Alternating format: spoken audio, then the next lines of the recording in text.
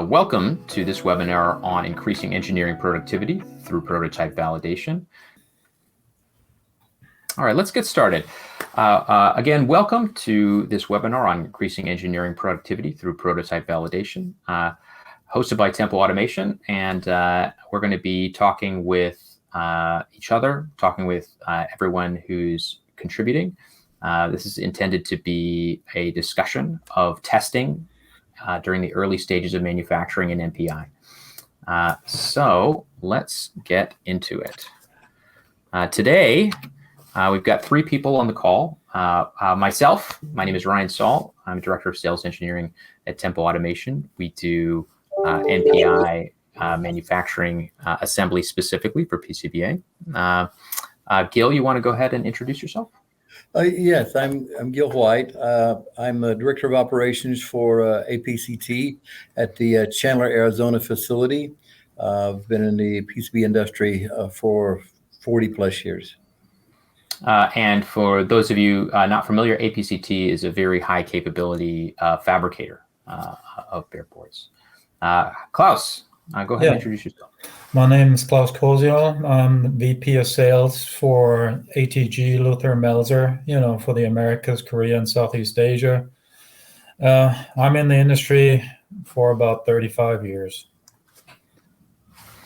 Right. So we've got some real experts here.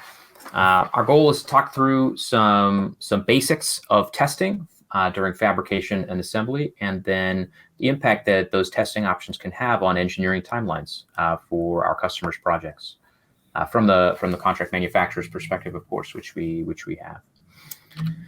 So I guess I'd start by framing this. All of our customer engineers have project timelines that they're trying to hit, and they have to decide how to spend their time, and we as manufacturing partners have to help them spend their time doing what only they can do.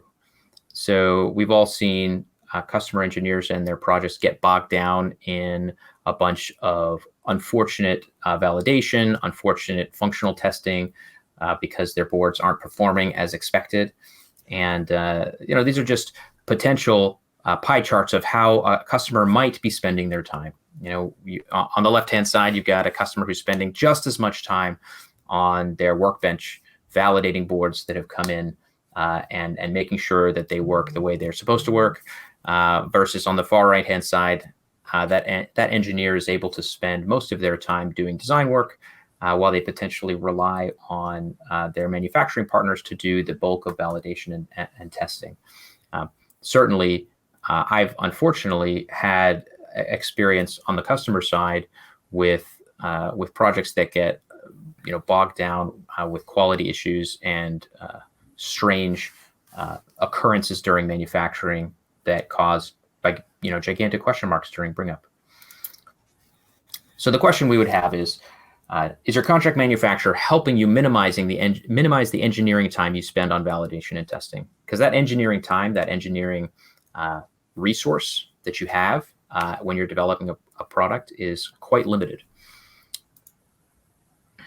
From an assembly perspective, when we're putting these boards together, we sort of divide things into quality control and then testing. Quality control, of course, being a big part of any manufacturing process where we are designing a process that is intended to deliver working parts.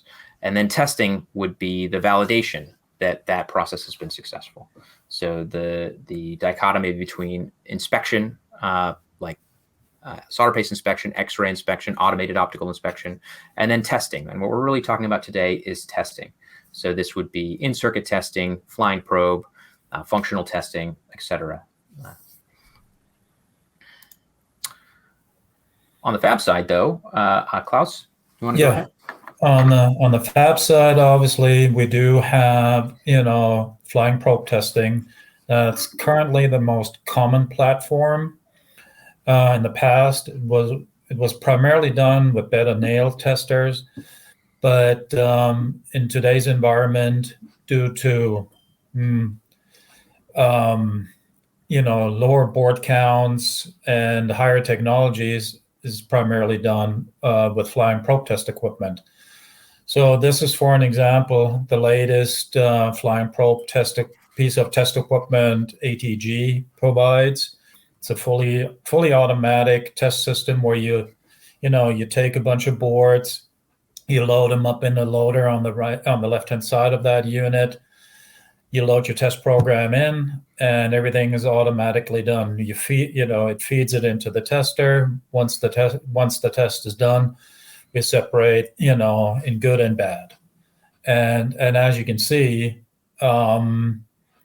the patch and pitch capabilities on some of these products, we see today are in the 1 or 2 or 3 mil range.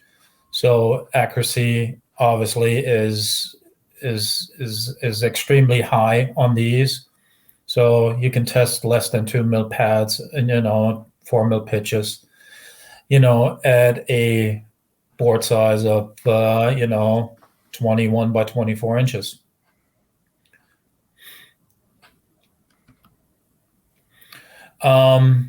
Obviously, there is some advanced measurement options we provide with flying probe technology, which weren't really available on bed of nails. On bed of nails, you can do, a typical shorts opens test to, a standard continuity and isolation threshold. Later on, you were able to do, an embedded resistance test, but that was it.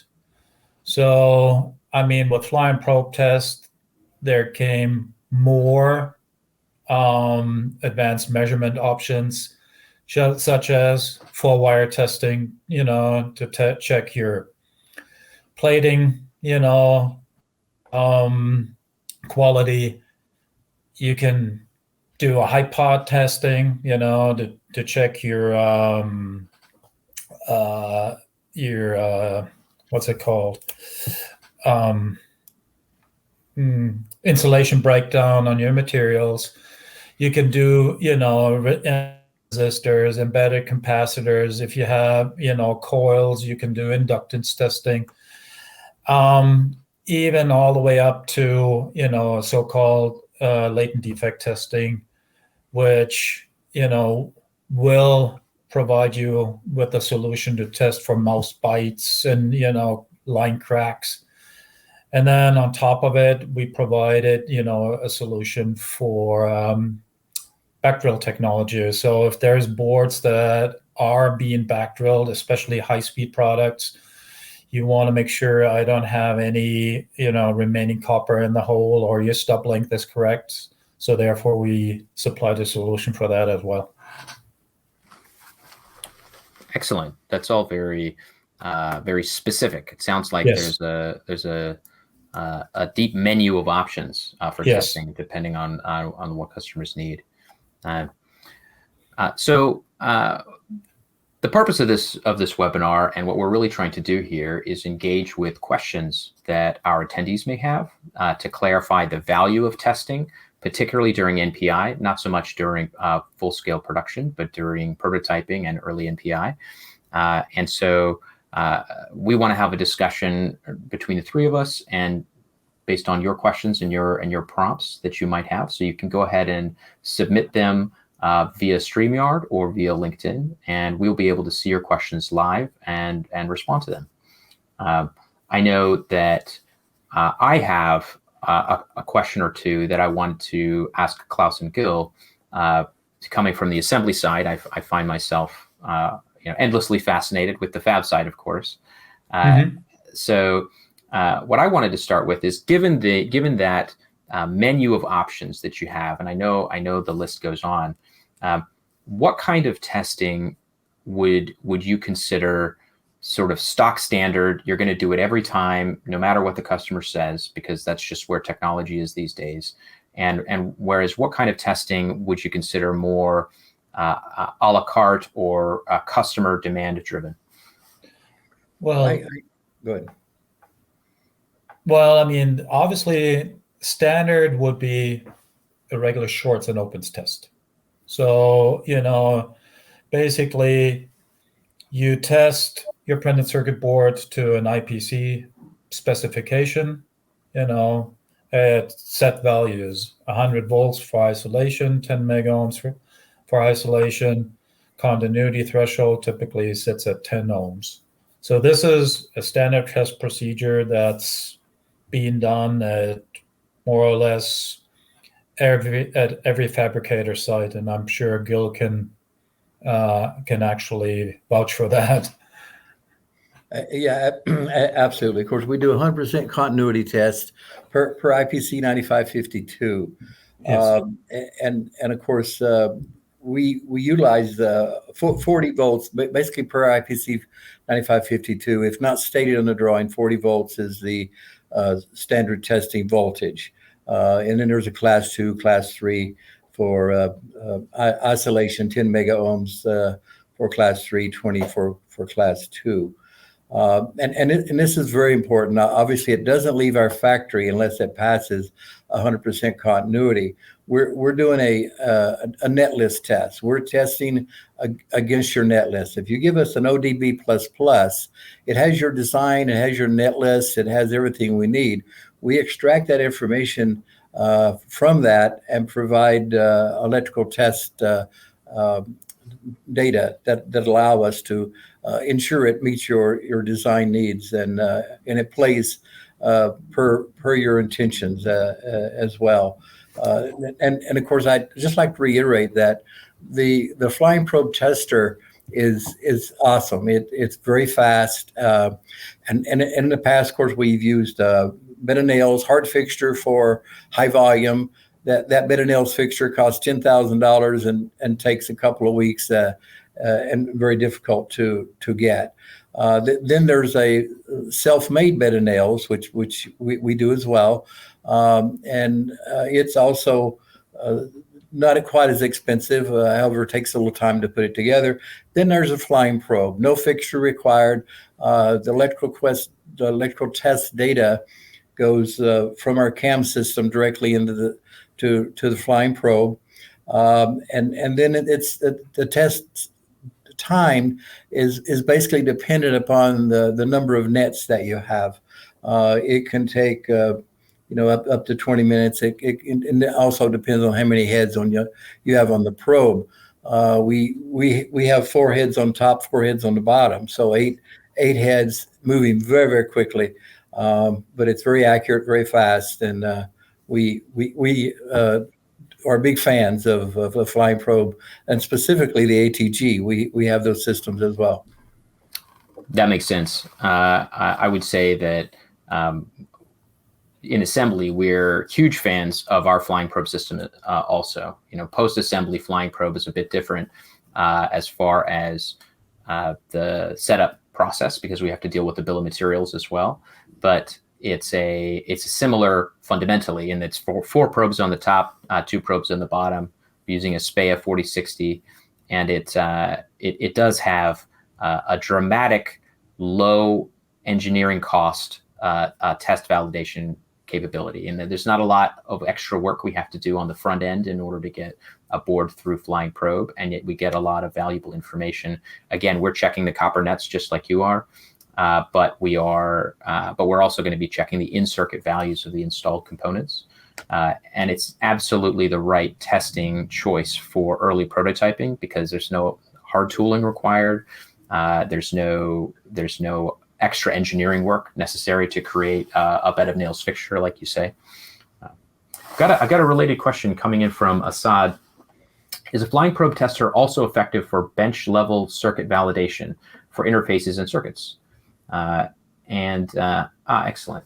So I am going to assume that question is about post-assembly flying probe, because there are circuits to validate at that point. I would say it depends on the complexity of the validation you're looking for. Generally speaking, post-assembly flying probe is going to validate that the parts are installed correctly, that the correct component is in every location, the solder joints have been successful, and the copper nets that are described in your ODB++ or Gerber files are maintained between fabrication and assembly. And so generally that's as far as it goes, but the equipment is actually quite capable of doing relatively advanced circuit analysis. And so If you're looking for hardware to be flashed with software or firmware, that's something that is possible with extra programming work. Generally speaking, though, when we do flying probe, there isn't any software firmware loaded on your chips, and so in-depth circuit analysis is relatively challenging. Anything to add to that question, Gil or Klaus, regarding sort of the bench level circuit validation? No, I would agree with you. It's a post assembly. So flying probe being a sort of a mainstay, particularly of low volume testing and validation. Again, on the fab side, what kind of additional or optional tests do you see the most frequently, or do you recommend to customers, and in what circumstances do you recommend those tests? Well, we often see embedded resistors that are within our circuit board, so we do embedded resistor testing. We also have had embedded heaters that we test resistance on as well. We sometimes see 4-wire testing, Kelvin based testing as well. Of course, 100% continuity is a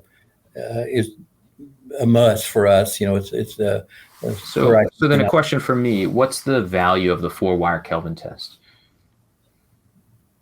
Well, it's looking. They're looking for a resistance value, or a very accurate resistance value, and so the 4-wire is the most accurate method to do that. Gotcha. That makes sense. So it's a very high level of precision. Well, I mean, one of the reasons why Kelvin 4-wire becomes more prevalent these days is, especially on higher technology products, is you want to ensure you have no plating voids. You check for thinner platings, because instead of just testing to a continuity threshold up to to 10 ohms, everything up to 10 ohms is good. As Gil pointed out, we're looking at failures in the milliohm range, even down to a micro-ohm range. So if you have any kind of plating issues, you will actually find it. Gotcha. So that is a sort of a deeper look into the fundamental continuity testing that the flying probe is going to execute as well. Correct. So I guess, on what classes of designs do you often see customers go for the 4-wire Kelvin test, for example? Is it for RF designs or high-speed designs? I normally don't see that so often. Sometimes our military friends will request that. Gotcha. A lot of the high-speed designs require 4-wire testing, so we'll see it definitely in the high-speed community. Gotcha. Another question I had is around the cross-section and sort of copper in-hole validation that you guys do on the fab side.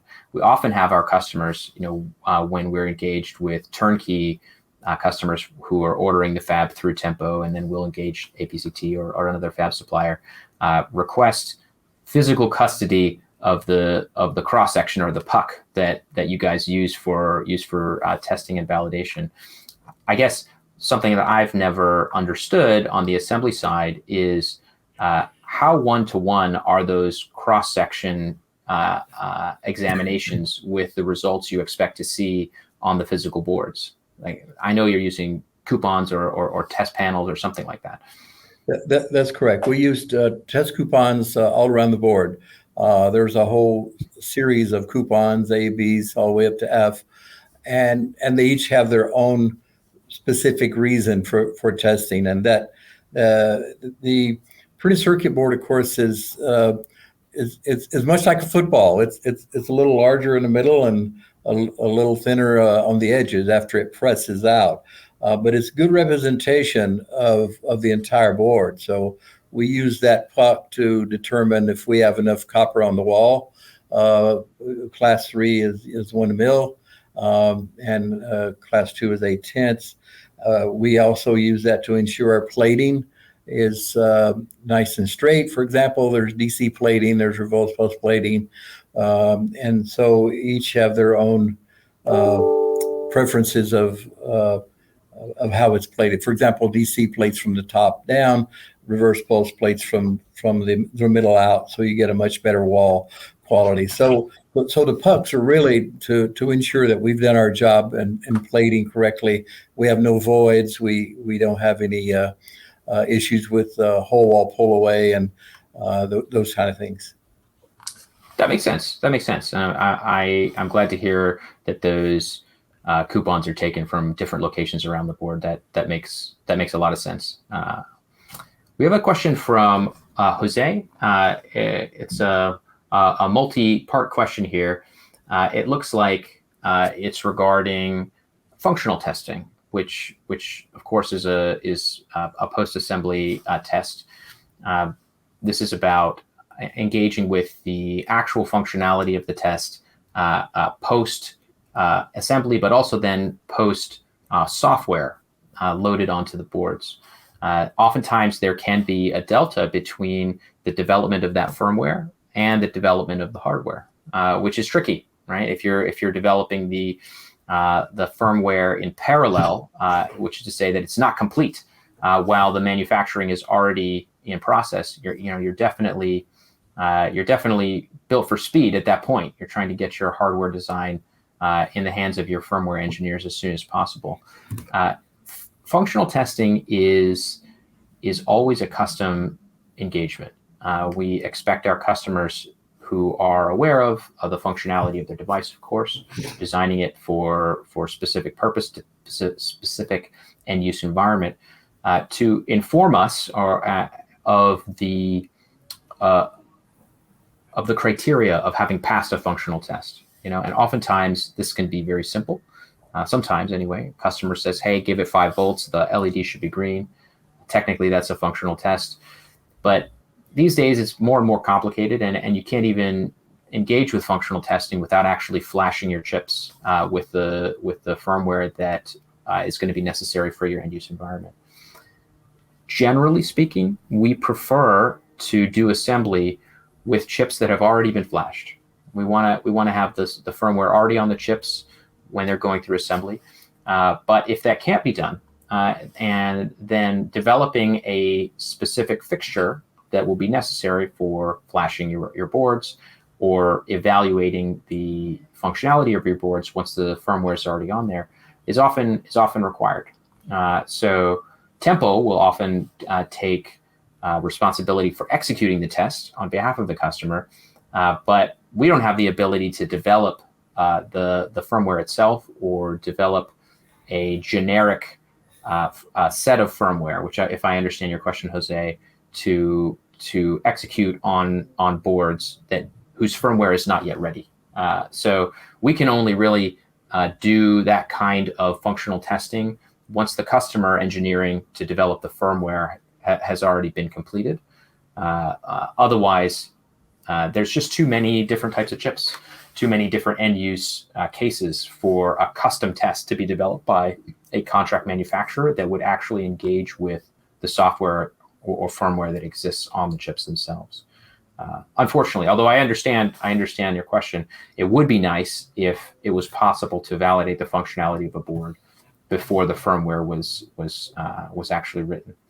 I would say that in those cases, we definitely encourage our customers to go for flying probe, because at the very least you can validate all your components, validate all your solder joints, validate your copper nets, and make sure that you're starting from a clean slate on the engineering side, and you're not going to be, hey, am I wondering why your board isn't functioning properly, only to discover it's a manufacturing issue later on. We want our customer engineers to be mainly concerned or primarily concerned with the design of their boards, rather than themselves sort of Sherlock Holmesing their way through bring up, trying to validate the work that's previously been done by their manufacturers. But good question. And another question here, and I think this is a basic question that definitely we get at Tempo a lot from our customers. I'm going to answer this question, but before I do, on the assembly side, I'd love to get the fab side from Gil and Klaus. How much do testing procedures impact the cost of a build, particularly when a customer goes for the less standard testing options? Is this a significant cost driver potentially? It can be, depending on the test that they've chosen. If the customer wants inboard impedance testing, that's difficult, requires oscilloscope. That's sorry to interrupt. That's inboard impedance testing. This is in contrast to the more standard sort of coupon TDR testing that would be done. That's correct. A standard impedance method is we have those coupons on the edge of the board, and we do impedance testing via coupon. Understood. And there's no cost added for that. As a matter of fact, in today's world, the added cost for electrical test in some cases is zero. It's part of part of the fabrication cost. Whereas in the past that wasn't the case at all. There was a tooling charge and fixture charge and all others, but not the case today. Four-wire testing can sometimes add cost if fabricator doesn't have that specific piece of equipment. Might have to go outside. Resistance testing, that's for embedded components. That's correct. Not an added cost. Again, if the fabricator has that piece of equipment as well, and so for the most part, the most difficult external testing would probably inboard impedance. Gotcha. That makes sense. We do see some customers put that on their fab drawing for whatever reason. They're very precise impedance requirements. That makes sense. I know that for assembly, if you're looking for flying probe, it's a cost adder, but it's a incremental or a cost adder. It's not so bad. Whereas if you were looking for in-circuit testing or a more classic bed of nails style test, it would be a pretty dramatic cost driver, as you have to get that fixture developed and built as well, which can, as Gil mentioned, cost tens of thousands of dollars potentially. Other kind of testing which can be quite expensive or a big cost driver would be reliability testing post-assembly. So Halt and Haas testing, thermal cycles, the high pot testing post-assembly. All of that stuff can often end up pretty dramatically driving cost. We usually don't see Halt Haas reliability testing or thermocycling until a board has really been nearly all the way completed through the NPI process. The functionality is assured, the engineering has been validated, but now they're moving towards getting ready for production, whether it's large scale or small volume, depending on the use case. Then you really want to go for reliability testing and see if your design is going to hold up, not just in your end use environment, but in your end use environment for the long term. And that can really dramatically drive costs, but you don't do that in early prototyping. Well, we in fabrication world, we do have requests often for OEM testing, which is a form of reliability testing. We see that when there are microvia technology, stacked microvias, 2 stacks, 3 stacks. So we're simulating those, again, are coupons, and the OEM tester simulates 245C reflow, 6 cycles, 260C.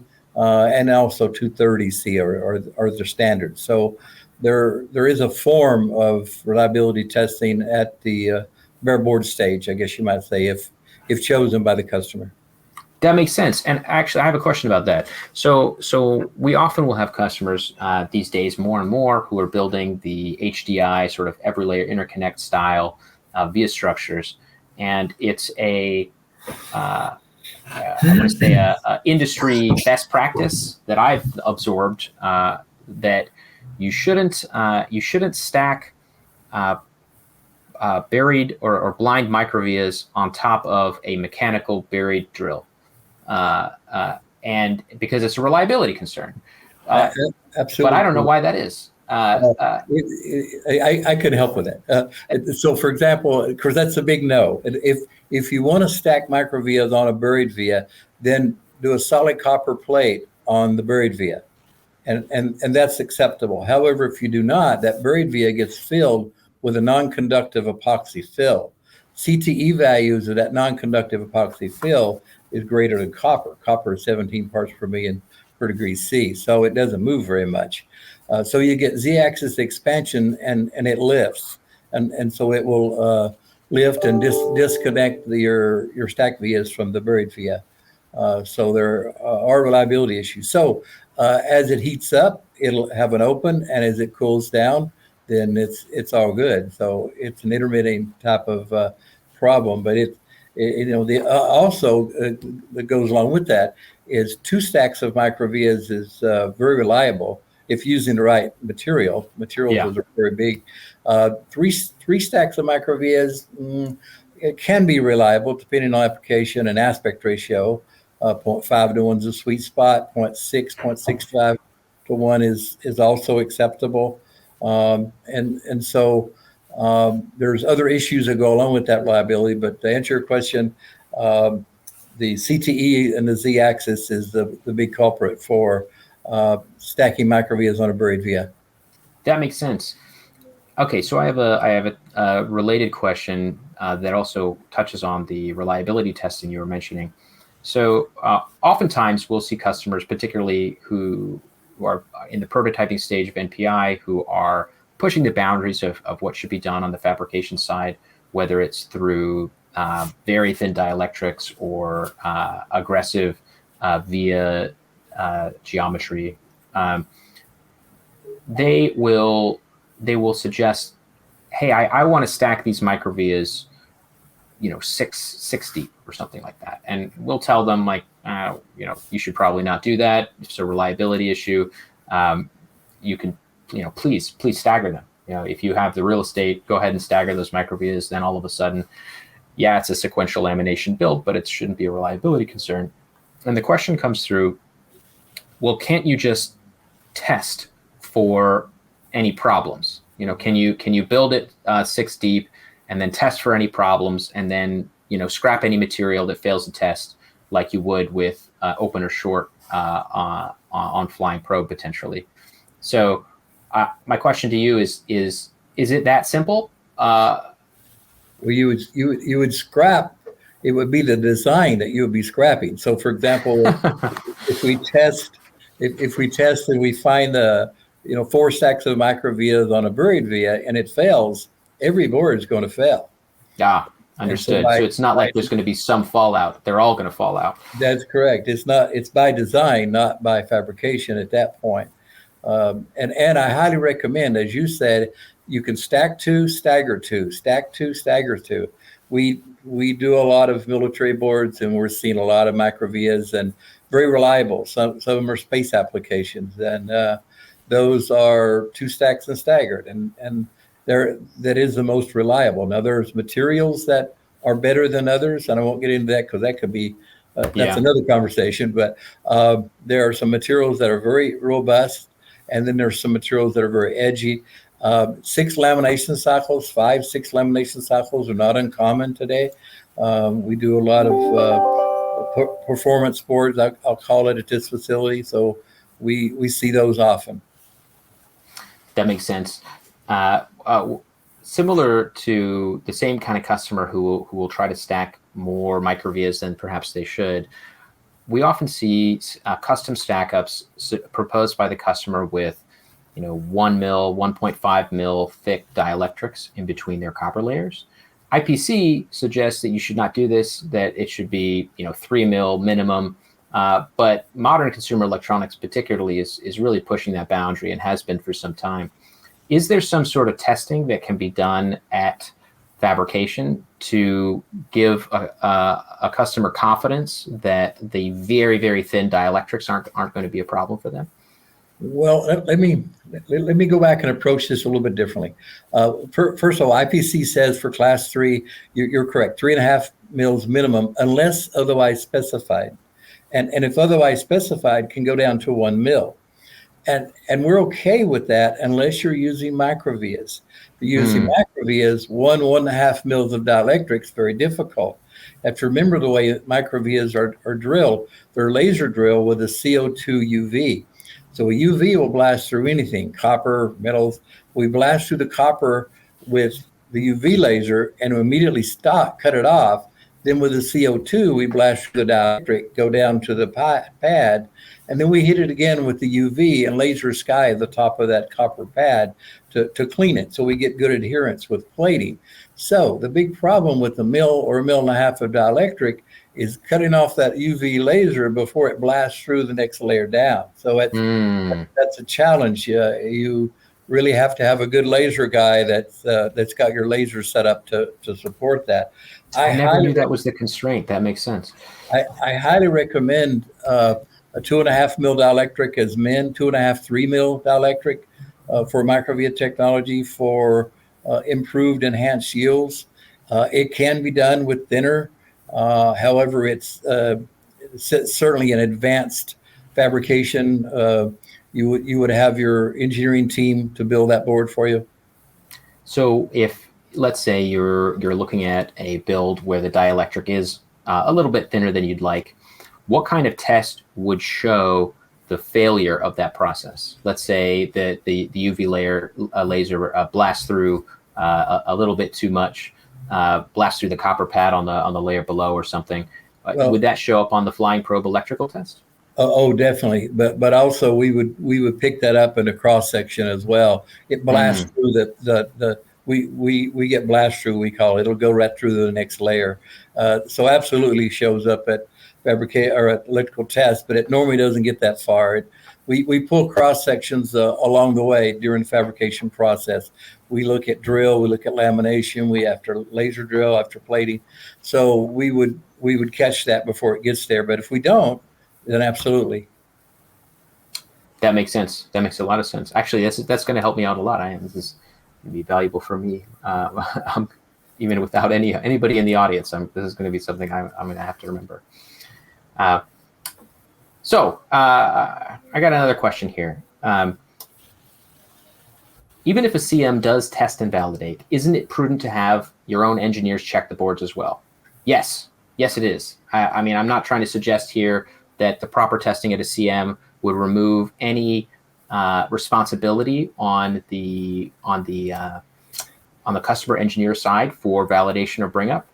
What I would propose is that you want to do the minimum responsible bring up possible. So make sure that your design works, make sure the boards that you're receiving are what you're expecting to receive. What you don't want is to set up multiple days on your calendar that only exists for incoming board validation. You're blocking out that time that could potentially be used for functional experimentation and design improvement for real engineering work. We've seen a lot of customers spend weeks sort of trying to figure out what's going on with their boards that they were waiting. They spent time waiting for them to get manufactured, and then they're going to spend weeks doing this bring up process, ultimately to discover that there was some kind of problem with the manufacturing. The problem wasn't with their design, and post-manufacturing testing would have caught that before the boards even shipped to the customer, and they could have saved a tremendous amount of time in bring up. But yes, I'm not trying to propose that no validation on the customer side is appropriate. Definitely you want to do your bench testing, do the kind of work with the firmware, with the software that your CM isn't going to be able to do anyway. I would also say that if you're going to lots of different CMs, you may not be familiar with the test processes that each CM has access to, and so going to APCT versus going to another fabricator, their test processes may not be the same. Certainly their test capabilities won't be the same. And so getting to know the capabilities of your CM and their testing processes, their quality control processes is a big part of being able to trust your manufacturer with that validation step post-manufacturing. All right. Got another question here from Jose. This one's for Gil. Could you please summarize the do's and don'ts for high reliability PCBs if stacking microvias is truly needed because of real estate available? Yes. Go for it, Gil. I think you got this one. Yes, absolutely, no problem. I have a whole set of design guidelines, by the way, for just that. But let me touch on a few things. For one thing, minimum dielectric, as we talked about earlier, 3 mils, 4 mils of dielectric works well. 6 mil laser drill with a 3 mil dielectric, 4 mil dielectric, 0.65 to 1 aspect ratio. So a 12 mil pad, 6 mil laser drill, that works very well. And then as you're stacking those microvias, why you can go 2 stacks and then stagger, 2 stacks and stagger. Now, so you can stair step back and forth. That's for the most reliable. If you're at a 0.4 millimeter pitch, that's difficult. 0.5 millimeter pitch, you can stagger back and forth. You have enough real estate to do that. With a 0.4, you got to go straight down. There's no choice. You go straight down 2, then you're out the outside row. That's otherwise you're 1 mil trace in space. Try to route between those, and that's not an option. Actually at a 0.4, you do have an option of a 2.5 mil trace. It's when you get to a 0.25 that it's not an option. So I wouldn't go below a 2.5 mil trace in space, and that's very advanced. And that's some of your top facilities. For example, APCT can support that. There's not many that can. But rules to follow for microvias are stack 2, stagger, or offset. If you can offset those all the way through, back and forth, stair step. 6 to 10 mils space between the laser drill microvias. The offset itself works well, and that'll allow you to design something that can be manufactured and get good yields and be very reliable. That helps out a lot. I think that's a very complete explanation. So this is a basic question. For a given project, who determines what type of testing would be best? The engineer, the contract manufacturer? So I would say that there are certain types of testing, as we've discussed, that are standard, that you're going to get whether you tell your manufacturer to do it or not. Electrical testing at the fabrication is standard these days, for example. So if you don't tell them anything, they're going to do that 40-volt continuity copper net test with flying probe. But other than the kind of testing that goes into manufacturing, no matter what, the additional testing, additional validation, that is something that the customer engineer, the customer end use environment might dictate. It could be the technology on the board that would dictate it. So for those customers, for example, with very, very precise controlled impedance requirements, those are the only customers who would ever require in-board impedance testing, like Gil was mentioning earlier. Normally, plus or minus 10% validated with coupons. That's the way impedance targets are met.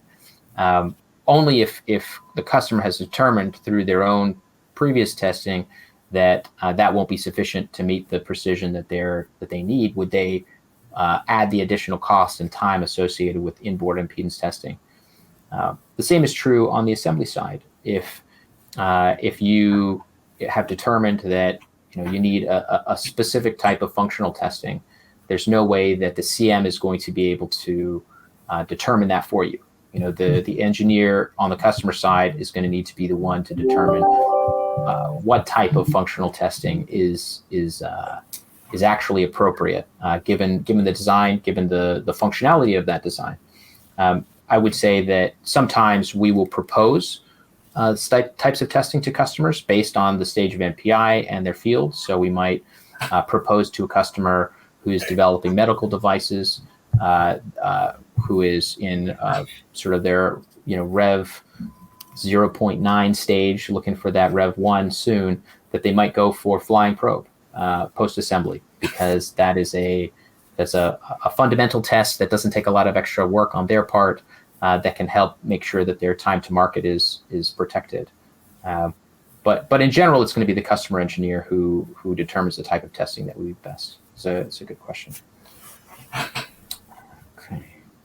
Question I have actually for Klaus is what kind of testing methodology or technology would you consider to be sort of on the emerging side? The new processes or technologies that are becoming more and more prevalent from your perspective.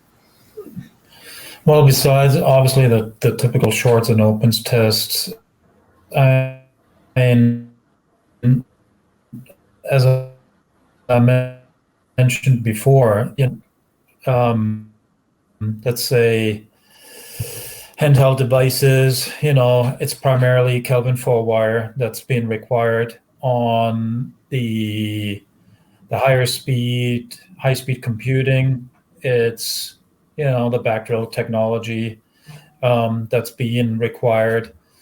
So, but at the end of the day, printed circuit board test is a relatively simple test. The typical requirements are shorts and opens tests. I mean, a lot of times it varies between, like as Gil pointed out, 40 volts up to 1,000 volts if necessary. Yeah, but that's about it. I just want to add, we do see insertion loss testing at the board level in some cases for our high-speed friends as well. Can you explain for me what insertion loss testing is? The signal loss. So for high speed, it's very important to maintain signal speed. So if you have a very fast signal, its propagation velocities is the speed of light divided by the square root of E sub r. So that dk is what's driving the signal. However, at dissipation factor, the df, is really one of the main issues as well. But when those high speed signals it gets that higher frequency, they're traveling right on the outside skin of that signal. So it's called skin effect. And what's on the outside of that signal is the tooth of the copper, per se, the profile. And not only that, so you want a low profile copper, VLP or HVLP, but then the other important part of that is your fabricator. He uses an oxide process to roughen the surface prior to lamination. Well, that's good and bad. It's good for lamination, but then it's going to dig into the copper and make a rougher surface. So it's for signal loss, that's terrible. So changes the skin dramatically. Yeah, is correct. So you want to be able to get your adhesion by chemistry with the oxide process that does that by chemistry. So you can use this insertion loss process to determine signal loss and ensure that your fabricator is using the right materials, the right copper foils, and that it's a lot about design as well, the width of the trace, the length of the trace. And that's the kind of testing that you would want potentially for high-speed designs. That makes a lot of sense. That's educational for me, but that makes a heck of a lot of sense. All right, so anybody, please feel free to add more questions for us in the comments on LinkedIn or StreamYard. We're going to be here for a couple more minutes, and we're here to answer your questions if you've got any. I know that on the tempo side, we often see our customers that have the most challenging use case environments or end use environments for their products hit us with the most significant testing requirements, whether it's shock and vibe testing or high pot testing post-assembly or some sort of cleanliness testing. Sometimes we'll see ionic chromatography required for cleanliness testing if it's going to be a medical device or needs to be approved by the FDA for some other reason. And it can be a real barrier to NPI if you don't get a good have a good methodology for completing those tests, because it's a useless board if it can't survive in the end use environment, or if it can't pass the regulatory requirements of the FDA to be a medical device. So I got a question about cleanliness testing. Generally speaking, cleanliness testing during assembly I would consider to be more of on the quality control side rather than the testing side, to make sure our process is validated, that we're removing all the flux residue and foreign object debris that might exist during manufacturing. But if you're going after ionic chromatography, which is a test method that's going to determine not just how much contaminant exists as a micrograms per board square inch, but specifically what that contaminant is, whether it's halides or other prohibited RoHS contaminant, then I think it does fall into the post-build testing area. And that's something that at Tempo, we actually have to send out to a custom test house because we can't do ionic chromatography in-house. And that's it's a necessary thing for certain industries, but it's not quick, and it's not something we would do automatically. I guess that's a question that I would have for you, Gil. Are there any customer testing requirements that force you to send the material off-site, or any off-site testing that would occur in fabrication? Yes, in some cases, very high frequency impedance testing that requires an oscilloscope will be off-site for us as well. And then there are some other tests, but most of those tests are things that that they're oriented toward cleanliness, as you just mentioned as well. Yeah, it's not common enough from our perspective that we would bring it in-house, but it is necessary for some of our customers. So we have to contract with outside service to do that testing. Yeah. All right. Got a final question here. Is there varying degrees of quality within individual testing measures, like bed of nails testing? If so, how can OEMs navigate that with their CMs to understand the quality of the testing? I would say yes. Not all flying probe testers are created equal. So, for example, the flying probe tester that Klaus was mentioning earlier, that's not necessarily the flying probe tester that you would find at any fabricator. Each fabricator has their own equipment. I know even within certain fabricators, they have different generations of flying probe testers with different capabilities. It's certainly true for post-assembly testing. It used to be the case that there was a significant risk of damage because the probes themselves would strike quite hard. And so if you were going to be using a flying probe on already assembled solder joints or delicate test points, could damage the solder joints or damage the test points. But with more modern flying probe equipment, that's not so much of an issue. It's a much softer touch probe. And so I would definitely dig a little deeper when you're looking to engage with your CM on their testing equipment, their testing capabilities. It's not enough to just say, okay, yes, they have flying probe, that's good. You want to understand like how modern are their capabilities and are there any quality risks associated with executing those tests. I know that the same is true for bed of nails. It really depends on the quality of that fixture that you develop and the whereas the actual Keysight 3070 is not. They're sort of all the same. The actual fixture itself and the fixture development process is critical to the quality of and effectiveness of that bed of nails test. I don't know. Does that any other comments there? Like how would as a customer would you evaluate the contract manufacturer's testing capabilities in your estimations, Klaus or Gil? Gil, you want to answer it or? Well, as a contract manufacturer, it's not something that we deal with a lot. Obviously, we're in the fabrication side, and of course, the electrical testing is all driven by us by IPC and IPC Class 2 or Class 3, and I do. Obviously, we talk to customers every day, and in-circuit testing is something I hear a lot about and something that's important to our customers, but.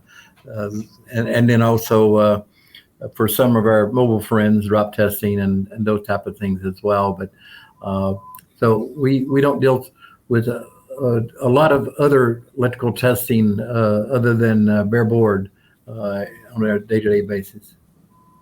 I think on the bare board side, you see exactly the same thing you described, Ryan. If you look at some of the older pieces of equipment out there,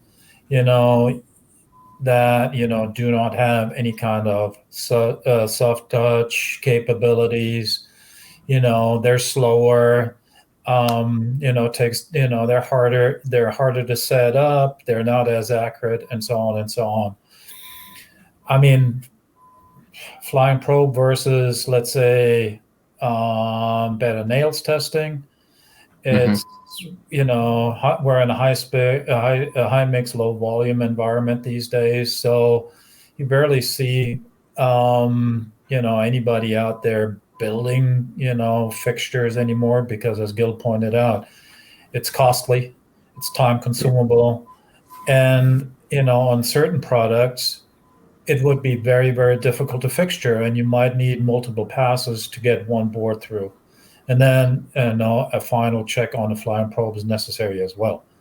So there's a couple of things where obviously somebody like Tempo or your customers that audit some of the PCB fabricators, they got to look at what are the capabilities, how old is the equipment, and obviously speed and accuracy is always the key component. That makes sense. Yeah, that's in line with what I would expect. The equipment gets better every year, and so if you're dealing with a manufacturer that's got some prehistoric test equipment, you can't expect it to have modern capabilities. All right, final question. We're just about out of time here, but we got one more question from Ofer. To what extent board coupon testing being done on the edges testing being done on the edges represent the board itself? So I think you addressed this a little bit earlier, Gil, but do you want to take this one? Well, the thought is, and this is all driven by IPC, and which creates all the specifications for manufacturing and testing printed circuit boards, is that on the edge of the board is going to be the worst case scenario, because I mentioned earlier, boards are very much like football. They're a little bit thicker in the middle than they are on the edges, because when you laminate, you're going to have squeeze out, and that's the goal, because if you don't have squeeze out, you could have air bubbles maintaining or residing internal. So edge of the board is worst case, and so those coupons are going to show you of any issues that you have, and so therefore testing internal to the board. And some of our military friends require DPA, a destructive analysis, whereas we actually cut into the board itself. But we find that the coupon testing on the edge of the board will find any problems. In some cases, finds problems that we actually don't have internal. That makes sense. I like the description of the coupons being sort of the worst case. Sort of a follow-up question from me on that one.